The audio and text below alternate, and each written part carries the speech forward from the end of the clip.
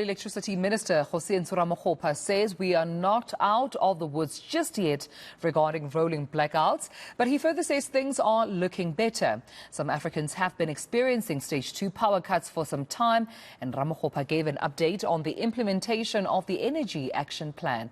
Our reporter ENC's Heidi Giokos was at that briefing and joins us now to, of course, give us this background. Heidi, good to have you and good morning. What came out from the briefing?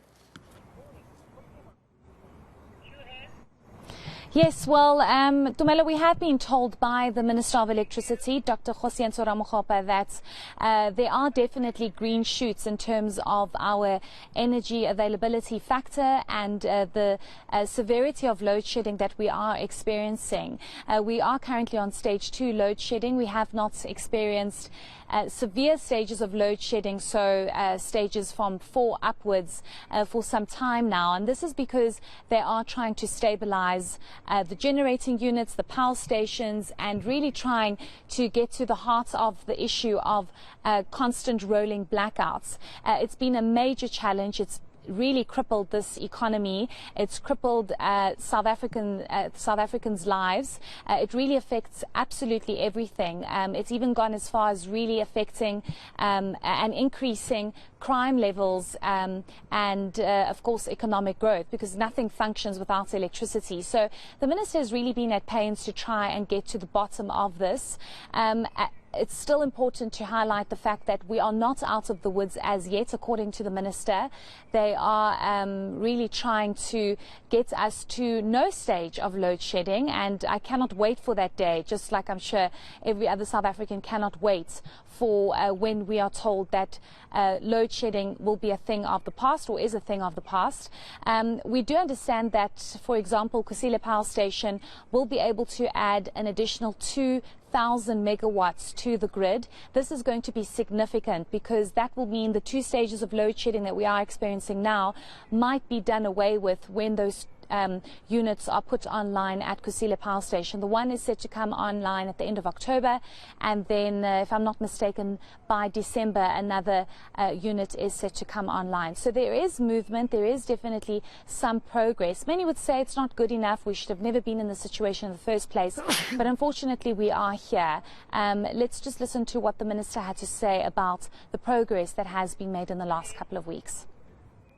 I must say that over the past 2 weeks or so, we have seen a significant and positive improvement in the generation capacity, and this is largely as a result of the work that our generation team, led by Mr. Ngumalo and the rest of the managers at the various stations, have been doing.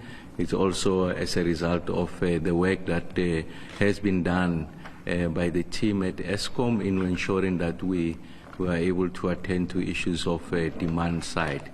But this work, as we see that the intensification of load shedding is easing, is not made easier by the fact that municipalities are still confronted with a major problem of illegal connections. We do have certain parts of the country that remains in the dark, even outside the load shedding schedule, when we have load shedding as a result of the failure of distribution infrastructure.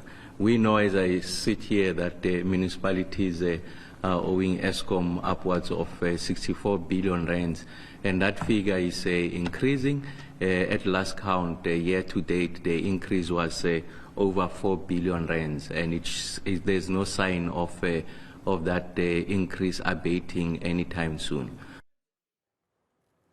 Well, Heidi, did anything come out regarding municipalities? We've covered this extensively, even the Auditor General, regarding, how, some municipalities didn't receive clean audits, but as far as, electricity is concerned, we know that they've also been defaulted for quite some time.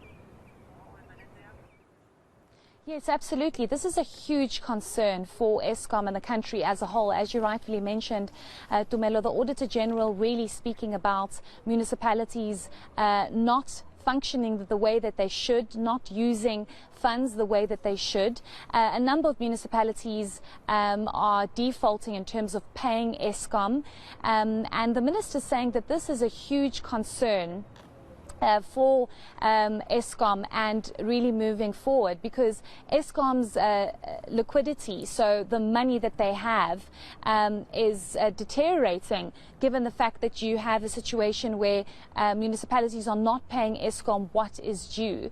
It's a huge challenge, and the minister really trying his best to work with municipalities and communities to try and get to the bottom of these issues. It's been a long-standing problem. The minister saying that they understand that this needs to be sorted out sooner rather than later. I mean, municipalities owe billions to Eskom. This has not been paid. It's not just a new problem. It's not a 5-year problem. It's probably over a 20-year problem where municipalities have been defaulting and not been paying to Eskom. There's also an issue around the culture of non-payments, Tumelo, that the minister has also highlighted. And as much as everybody needs to have access to electricity and has a right to have access to electricity, you also need to pay for your services. And there are areas in this country where people are not paying for the services that they use and that they render, and this also causes a huge problem for Eskom, because then Eskom is short on its revenue, and then it cannot do its maintenance, it cannot deal with its infrastructure challenges, and it's just a ripple effect. So this has been highlighted as one of the big concerns for Eskom. Yeah, and Heidi, I suppose it's not just Eskom seeing this, right? City Power as well, you would know, when they were on their mission to cut off certain, residences and areas. Municipalities as well, I'm sure, bearing the brunt, they're having to be cut off for non-payment. So we can definitely see that issue around defaulting on payments, impacting both, Eskom and City Power at this stage. But we leave it there for now, colleague. And thank you so much for this update. Heidi Giokos for us, who was at that briefing with Minister Kgosientsho Ramakgopa regarding the energy action plan.